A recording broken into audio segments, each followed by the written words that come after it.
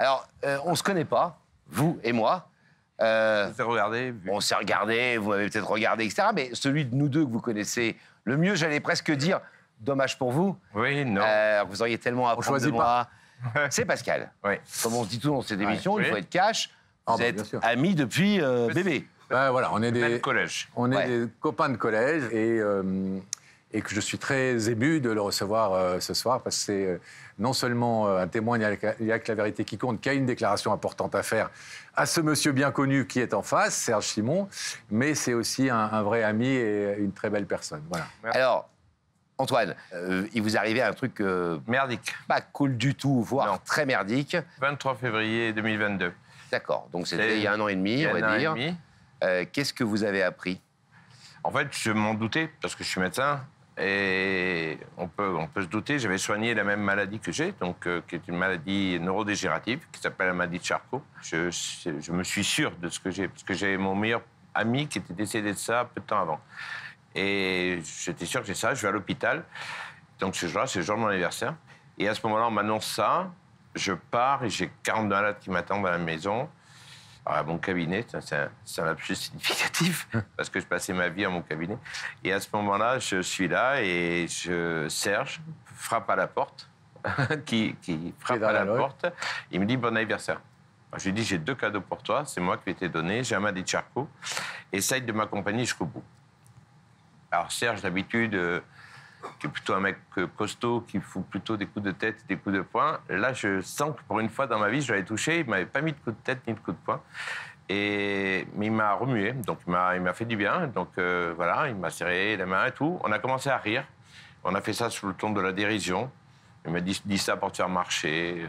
On fait de l'humour comme ça. Tu iras au Festival de Cannes. On les a tous fait. Voilà. Après, moi, j'ai eu le contre-coup, qui était abominable tout seul. Mes enfants n'étaient pas là et c'était dur.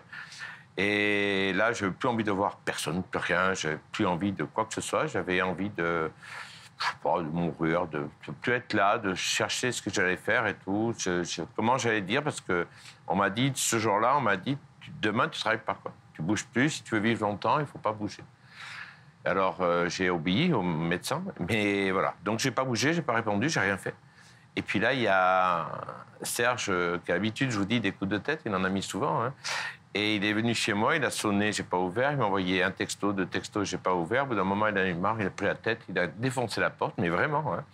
Il a ouvert la porte, il m'a dit, maintenant, on va arrêter, on va s'amuser, on va sortir, tu vas écrire ton livre, parce que j'adore lire et j'adore écrire. Donc, il m'a dit, on va faire un journal, on va aller à Paris, on va faire un documentaire, on va changer la loi. Il m'a donné envie de vivre. Voilà. Et donc, j'ai vécu grâce à ça. C'est quand même l'annonce de quelque chose de terrible, parce que la maladie de Charcot, pour ceux qui ne le savent pas, qu'on appelle aussi en termes scientifiques la sclérose latérale amyotrophique, la SLA, c'est une maladie, aujourd'hui, hélas, incurable. 3 ans. Voilà, pour laquelle on vous donne une espérance le neurologue très de gentil vie en arrivant. 3 ans.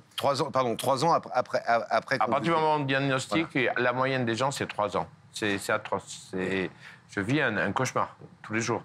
Quand vous dites je suis abattu, vous êtes abattu par le diagnostic et par une fin qu'on vous dit proche, pour être très cash, ou vous êtes abattu parce que c'est dur physiquement, chaque jour. Il y a les deux.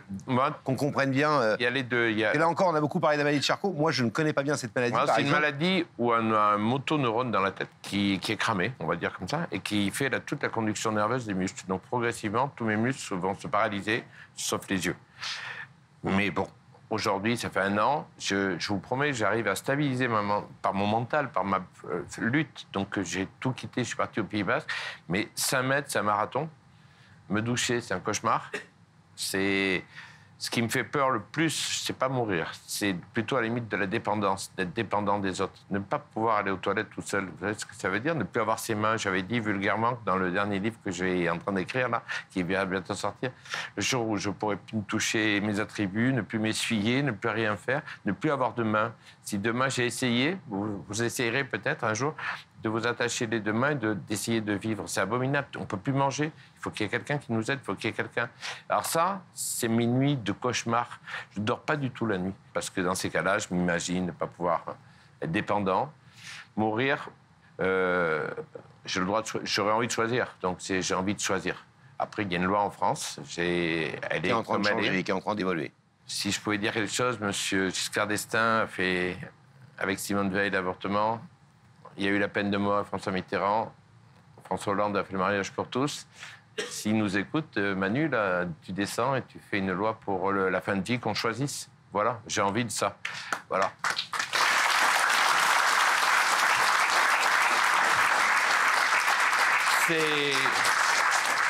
Il faut un cadre de loi. Il ne faut pas dire que tout le monde, quelqu'un qui est déprimé va dire j'ai envie de mourir. Non, non. Il y a certaines maladies comme la mienne, il n'y a personne qui a survécu. Donc je ne vois pas pourquoi le jour où je n'aurais pas envie de le faire. Mais pour ça, je veux que ce soit bien fait, avec mes amis, avec ma famille, avec mes 2 enfants qui sont mes perles. Voilà. Mais je suis... C'est pas demain, hein. Je vais vivre d'ici là. On n'en est pas là encore. Voilà. On n'en est pas là encore. Pour l'instant, on est là où tu es devant nous ce soir, où tu sors un livre. C'est un livre qui vous donne vraiment un rayon de soleil extraordinaire, parce que c'est un livre de courage, c'est un livre d'humour. D'humour, hein, c'est de l'humour. Énormément. Je veux faire que de l'humour, qui est de l'humour noir, quelquefois. Hein, c'est la seule façon de faire pour se battre, c'est la dérision, quoi. C'est la dérision, parce que sinon, j'ai qu'allé de suite sauter. Alors, donc j'ai envie de vivre, et donc c'est de l'humour. L'humour, c'est bien. Et puis, vas-y, fini. Juste, oui, et de te battre aussi pour les autres, parce qu'on le dit, cette maladie aujourd'hui, elle est incurable. Mais il y a la recherche. Une recherche qui n'est pas assez aidée.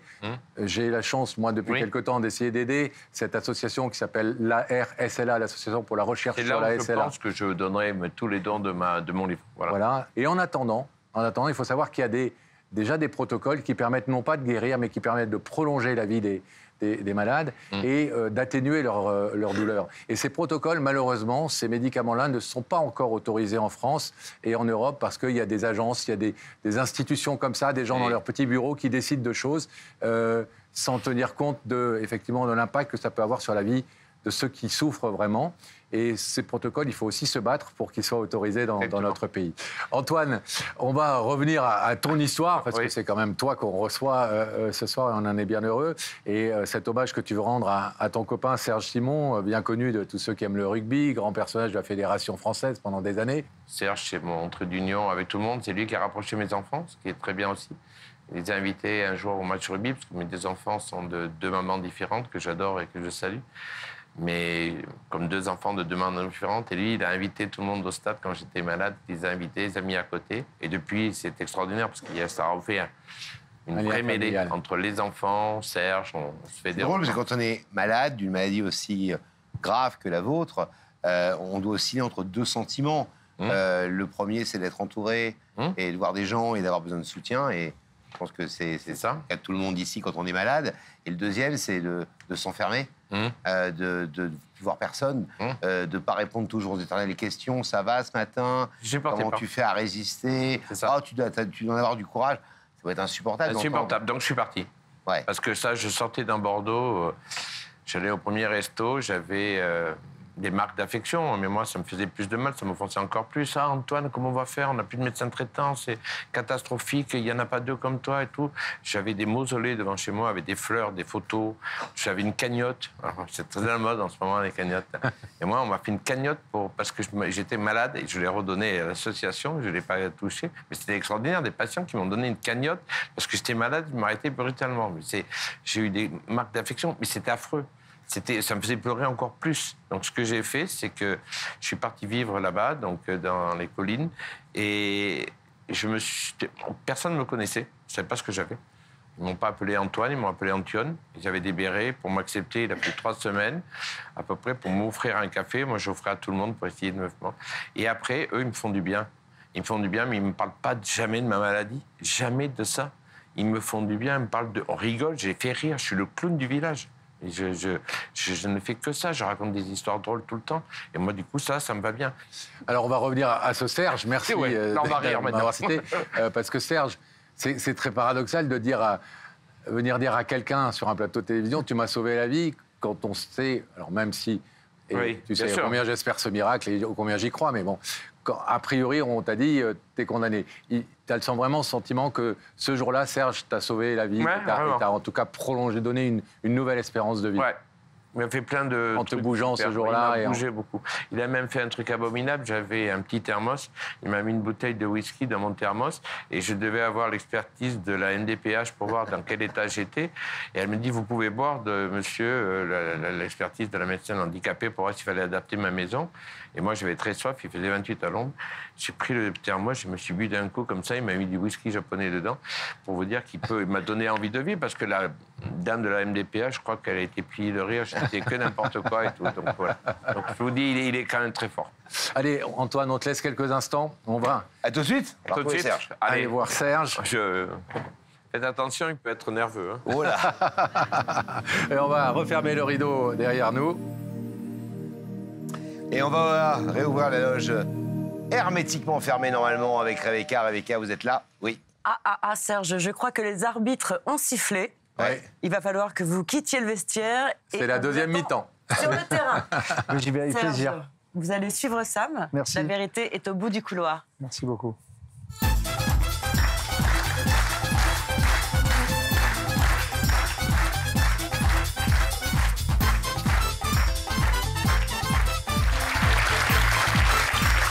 Bonsoir Serge.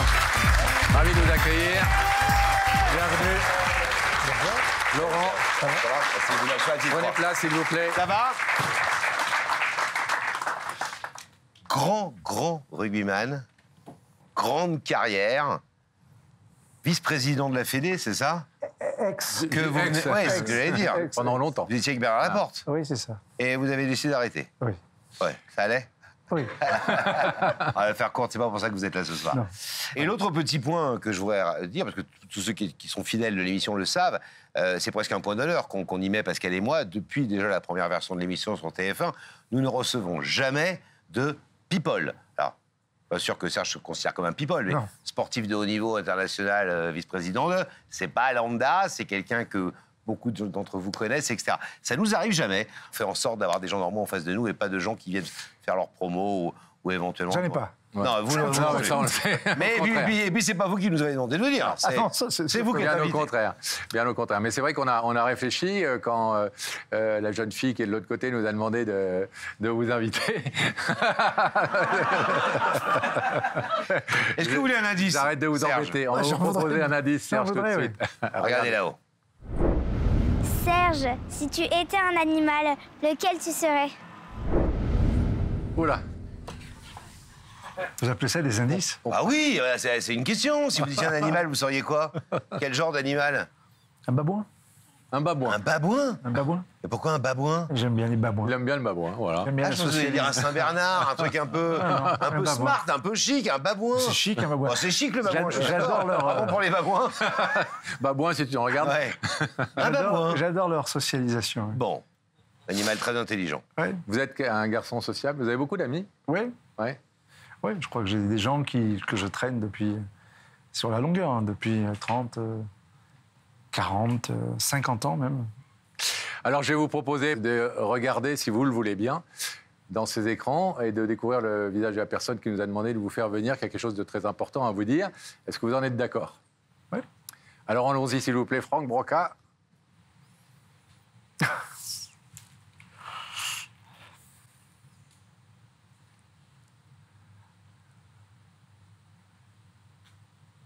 Oui, c'est inattendu. C'est inattendu. Vous êtes surpris de le voir?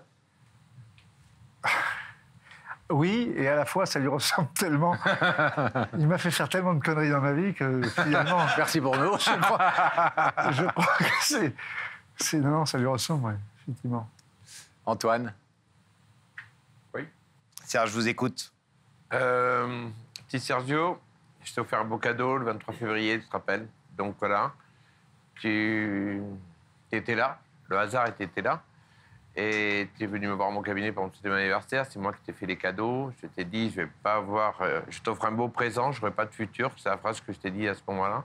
Je t'ai dit, ben, Serge, je te prends là maintenant. Est-ce que tu prends m'accompagner jusqu'au bout? Tu m'as dit oui.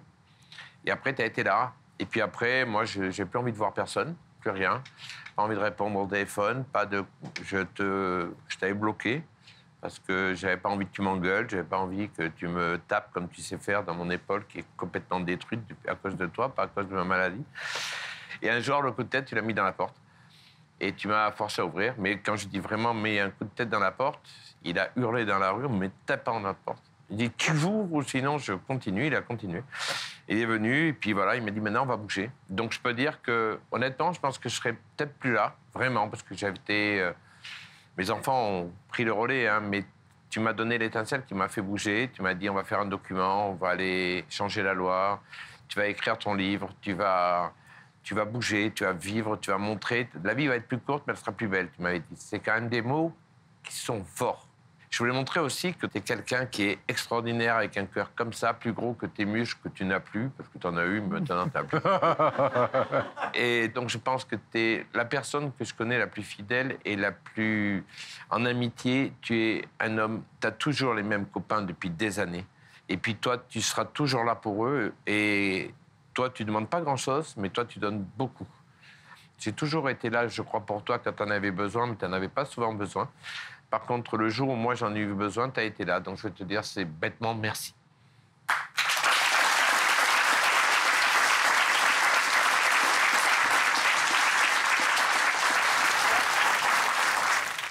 Antoine nous a évidemment raconté son histoire. Il en a profité pour rappeler à nos téléspectateurs à quel point cette maladie était une maladie terrible et qui manquait terriblement de moyens. De dispositifs, d'encadrement, etc., etc. Donc on a eu le temps de parler de tout ça. Mais sur l'homme que vous avez en face de vous et sur sa démarche ce soir, vous disiez, ça ne m'étonne pas, il est capable de tout. Qu'est-ce que vous pensez de son combat? Ça me touche parce que Antoine, c'est le médecin généraliste qui avait la plus grosse patientèle de Bordeaux. Ça veut dire quoi? Ça veut dire que c'était le médecin généraliste le plus demandé de la métropole de Bordeaux, parce que Antoine Meignet, 24 heures sur 24, 7 jours sur 7, les gens peuvent compter sur lui. Et je l'ai engueulé, mais des dizaines de fois, parce que ça a bouffé sa vie. Parce que c'est le médecin généraliste des romans, des films, qu'on peut déranger à n'importe quelle heure, qui veut sauver la vie de tout le monde, qui veut rendre service à tout le monde, etc., etc. Et tout le monde a toujours su compter sur Antoine. Et que je puisse, parmi tant d'autres autour de lui, à un moment donné, parce que la foudre l'a frappé et que sa vie s'est bouleversée, lui rendre le millième de ce qu'il a pu donner à des centaines de gens, eh bien, ouais, c'est chouette. C'est chouette.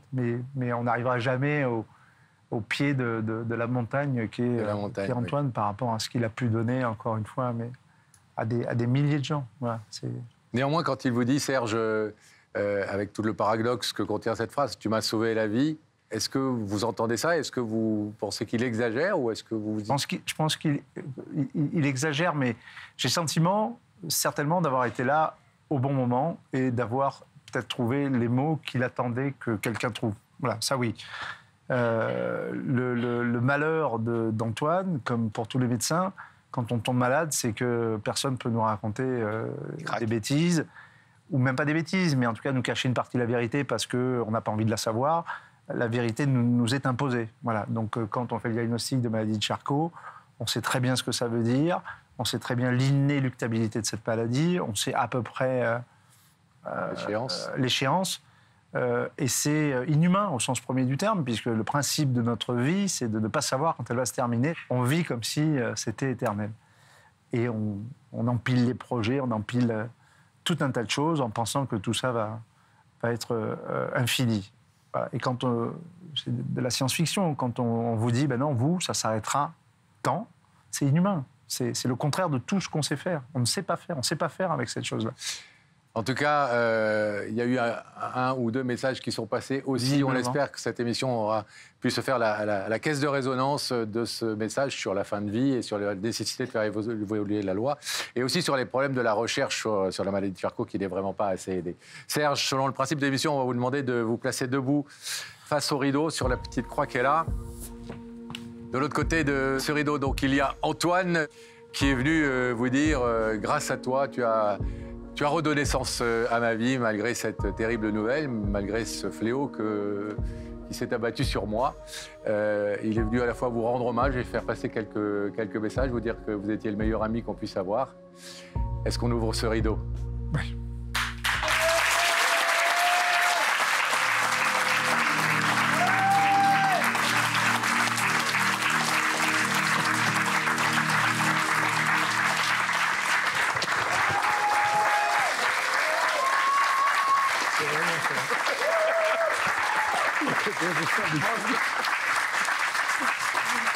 On vous laisse repartir ensemble. Merci beaucoup.